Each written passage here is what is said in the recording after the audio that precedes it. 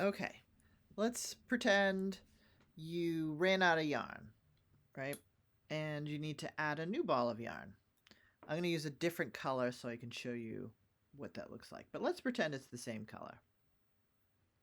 So if it's the same color, you're in the middle of the row, let's say, right? And you've got a little bit of a tail. Let's say your tail is like that long. I would match the tail, like make the tail a similar length. And then where the working yarn is, that's what you start knitting with. So you put the needle in, and what I do is I lay the yarn over the work and grab that piece of yarn with my fingers. So I'm giving some tension on that so it's not going to go anywhere. And then I just start knitting with the new piece of yarn. And I go a couple of stitches till I know that it's anchored in there. And then you can, if you want, you can go back and make a little, just a little, just do it once and make a little knot just so it holds it there and it's fine. It's not going anywhere.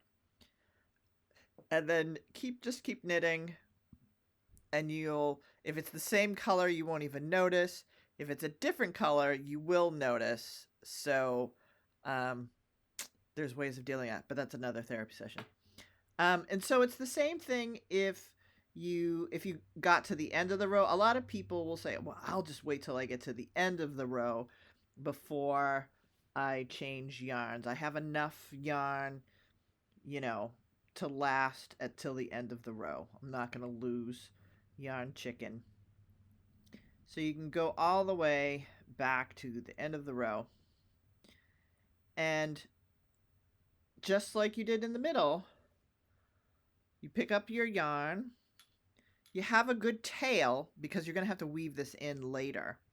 And you hold this yarn in the back, and then you just start knitting, right? And it's a little loosey-goosey because it's at the end of a row, which is why I like to do it in the middle of the row, but that's just me.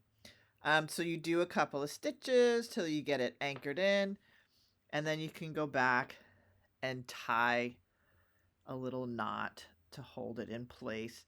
And then I would go back when you're done with whatever it is. I would go back and weave in your ends on this thing.